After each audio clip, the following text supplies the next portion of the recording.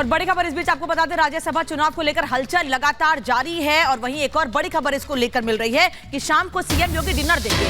लोक भवन में एनडीए विधायकों को डिनर देंगे मुख्यमंत्री। अखिलेश यादव अपने विधायकों को डिनर देंगे, तो वहीं मुख्यमंत्री सचिवालय में डिनर देंगे। एनडीए के सभी विधायकों को बुलाया गया है और वहां पर सभी विधायक मौजूद रहेंगे।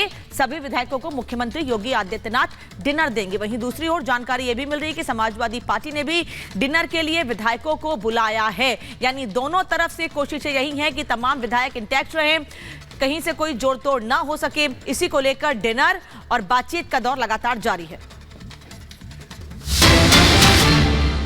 और इधर सपा पर केशव प्रसाद मौर्य का बड़ा हमला।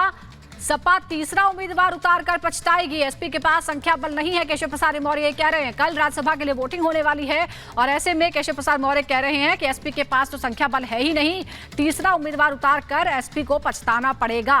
कल वोटिंग होनी है और अब इस बीच बयान सामने आया है केशव प्रसाद मौर्य का।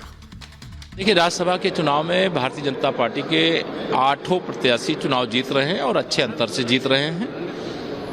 राज्यसभा के चुनाव को लेकर के भारतीय जनता पार्टी गठबंधन पूरी तरह से आश्वस्त है। क्या लग रहा है कि इसके और जो विपक्ष की पार्टी हैं, चाहे समाजवादी पार्टी, क्या उनका भी वोट आपको मिलेगा? विपक्ष के पास तीसरा प्रत्याशी जिताने की क्षमता नहीं थी, लेकिन उन्होंने तीसरा कैंडिडेट उतार करके मतलब यह दिखाया है कि वो उत्तर प्रदेश में जो 8 की 8 सीटें भारतीय जनता पार्टी के पक्ष में नंबर हैं, उस नंबर से उसने ध्यान देने की जगह वो तीसरा कैंडिडेट उतार करके इस प्रकार का प्रयास किया है, जिसका परिणाम उनको 27 तारीख को मुझे पूरा विश्वास है जब भाजपा के 8 प्रत्याशी जीतेंगे तब उनको पश्चाताप होगा।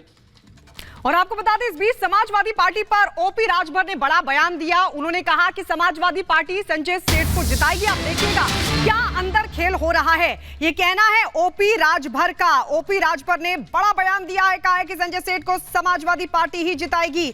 देखिएगा अंदर क्या खेल होगा।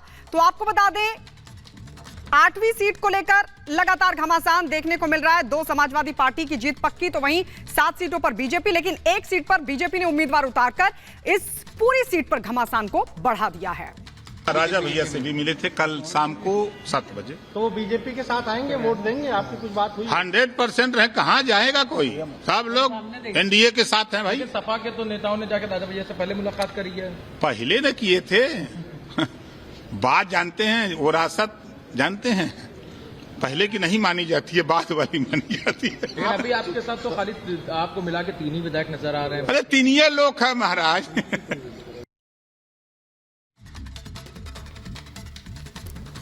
और राज्यसभा चुनाव को लेकर राजा भैया ने बड़ा ऐलान कर दिया है। राजा भैया कह रहे हैं कि भारतीय जनता पार्टी के साथ हूं। राज्यसभा चुनाव को लेकर राजा भैया कह रहे हैं कि मैं भारतीय जनता पार्टी के साथ हूं।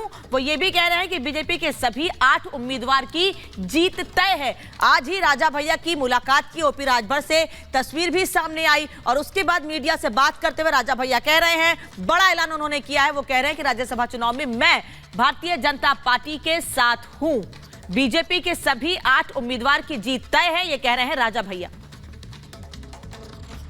जनसत्ता दल भारतीय जनता पार्टी के साथ है, मतदान करें। तो मतलब माना जाए कि भारतीय जनता पार्टी के जो 8 कैंडिडेट हैं आपके साथ मिलकर वो जीत 8 की विजय सुनिश्चित है।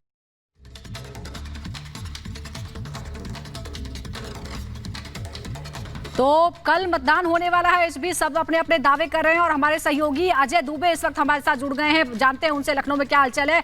अजय, अभी आपने राजा भैया को सुना, उनके 2 वोट, सुभाषपा के अध्यक्ष से उन्होंने मुलाकात भी की थी, तो क्या माहौल बन गया है? क्योंकि दावे इसी तरह से किए जा रहे हैं कि 8 उम्मीदवार बीजेपी के जीतने वाले हैं। बिल्कुल, जो इनकी तरफ से बयान आया है रघुराज राजा भैया की तरफ से, उन्होंने भी स्पष्ट कर दिया कि बीजेपी के साथ जाएंगे और निश्चय ही समाजवादी पार्टी जोरदार बैकफुट पर इस पूरे मामले में दिखाई दे रही है। डिनर डिप्लोमेसी, इस स्टेप पर अब ये उत्तर प्रदेश की राजनीति बढ़ती दिख रही है। आज रात में एक तरफ एनडीए के तमाम जो विधायक हैं उनको मुख्यमंत्री की तरफ से डिनर है, तो वहीं अखिलेश यादव ने भी समाजवादी पार्टी कार्यालय में अपने विधायकों के लिए डिनर रखना है। कोशिश है अखिलेश यादव की तरफ से कि इनको जोड़कर रखें और सपा में टूट होगी, ये बात ओम प्रकाश राजभर कई बार कह चुके हैं। ये बात जो बीजेपी बीजेपी के बड़े नेता हैं वो भी कह रहे हैं। और अब रितेश पांडे ने जब ज्वाइन कर लिया है बसपा के सांसद ने बीजेपी, तो उनके पिताजी जो कि सपा से विधायक है, उनके टूटना लगभग तय है। पल्लवी पटेल जो कह चुकी है कि मैं सपा के पक्ष में वोट नहीं दूंगी, उनका जो कि पार्टी अलग है पर सिंबल सपा से है। बिल्कुल अजय, लेकिन कल हमें देखना होगा कि किसके दावों में कितनी सच्चाई है और जो समीकरण है, अंतिम समीकरण जो वोटों की गिनती है, वो किसके हक में बैठते हैं। बहुत बहुत शुक्रिया फिलहाल आपका जानकारी देने के लिए। इस बीच एक और बड़ी खबर बताते हैं, हिंदू पक्ष की बड़ी जीत की बात करते हैं।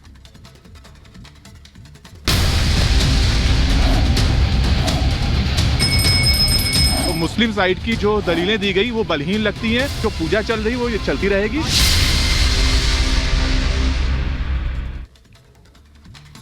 आज इलाहाबाद हाई कोर्ट में हिंदू पक्ष की फिर से एक बार जीत हुई है। उत्तर प्रदेश के वाराणसी में ज्ञानवापी परिसर में पूजा करने की अनुमति जारी रहेगी। इलाहाबाद हाई कोर्ट ने वाराणसी जिला अदालत के फैसले को बरकरार रखा है, उस पर रोक लगाने से इनकार कर दिया है। यानी ज्ञानवापी के व्यासी परिसर में लगातार पूजा जारी रहेगी। मुस्लिम पक्ष ने जो उसे रोकने की याचिका लगाई थी उसे खारिज कर दिया है।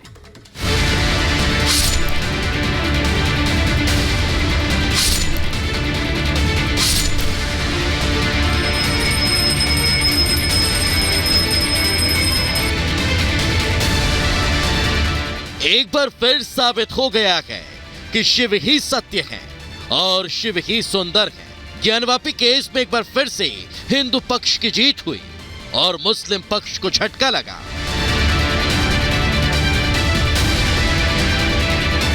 अपार खुशी हो रही है। डाउट तो बिल्कुल था ही नहीं मन में कि ये अब बंद होगा, क्योंकि पूजा पाठ तो शुरू हो ही चुका था। 93 तक तो हुआ ही था और फिर बीच में बंद कर दिया गया था प्रशासन द्वारा ही। वो पूजा एकाएक बंद किया गया था, अब शुरू हो गया है, तो अपार खुशी हो रही है। और ये जीत मैं कहूँगी सारे सनातनियों की जीत है, सभी हिंदुओं की जीत है। हाईकोर्ट का फैसला आ गया, हम लोग बहुत खुश हैं, पूरे सनातनी खुश है, सबको धन्यवाद दे रहे हैं, बधाई दे रहे हैं, और ये तो होना ही था।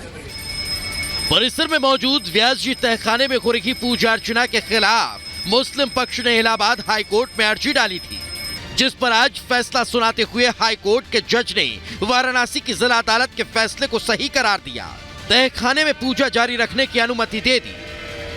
देखिए, आज का फैसला जो है बहुत ही लीगल और वैलिड फैसला है। व्यास परिवार वहाँ पे हमेशा से पूजा पाठ करता चला रहा था। उस पूजा पाठ को गलत ढंग से रोका गया था, जिसको डिस्ट्रिक्ट कोर्ट वाराणसी ने 17 जनवरी और 31 जनवरी को रेस्टोर किया है, बहाल किया है। और इसलिए मुझे पूरी उम्मीद है कि ये दोनों आज जो दोनों FAFO उनकी डिसमिस की गई हैं, वो एक वेल रीजन्ड ऑर्डर के माध्यम से डिसमिस की गई। इससे पहले मुस्लिम पक्ष की हाई कोर्ट में दायर याचिका पर लगातार 5 दिनों तक सुनवाई हुई थी, जिसके बाद 15 फरवरी को सुनवाई पूरी कर फैसला सुरक्षित रख लिया गया था। और आज मुस्लिम पक्ष की दलीलों को कोर्ट ने बेतुकी मानते हुए उन्हें खारिज कर दिया। जी, आज कोर्ट रूम में लॉर्डशिप ने फर्स्ट अपील फ्रॉम ऑर्डर और 227 की एप्लीकेशन जो कि मुस्लिम साइड ने डिस्ट्रिक्ट जज के आदेश के खिलाफ दाखिल की थी, उसमें इन्होंने आज फैसला सुरक्षित रखा था। आज उन्होंने फैसला प्रोनाउंस किया है, जिस फैसले के आधार पर उन्होंने ऑपरेटिव पोर्शन पढ़ा है, पूरा ऑर्डर नहीं पढ़ा है। उसमें यह कहा है कि मुस्लिम पक्ष द्वारा दी गई दलीलों को बलहीन माना गया है और उसको खारिज कर दिया है। इसका मतलब यह है कि पूजा जैसे वहां चल रही है जारी रहेगी। डिस्ट्रिक्ट मजिस्ट्रेट को जो अपॉइंटमेंट ऑफ रिसीवर किया गया उस प्रॉपर्टी का तहखाने का, वो चलता रहेगा। कोर्ट ने फैसला सुनाते न सिर्फ मुस्लिम पक्ष की दलीलों को नकारा, बल्कि फटकार भी लगाई और कहा राज्य सरकार का 1993 से धार्मिक पूजा अनुष्ठान से लगातार रोकने का काम गलत है। व्यास परिवार को तहखाने में पूजा और अनुष्ठान से वंचित नहीं किया जा सकता था। अनुच्छेद 25 के तहत गारंटीकृत नागरिक अधिकार को राज्य की मनमानी कार्रवाई से छीना नहीं जा सकता है।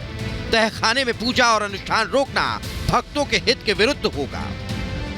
इलाहाबाद हाई कोर्ट से झटका लगने के बाद माना जा रहा है कि अंजुमन इंतजामिया कमेटी फैसले को सुप्रीम कोर्ट में चैलेंज करेगी। इसे लेकर भी हिंदू पक्ष ने तैयारी पूरी कर ली है।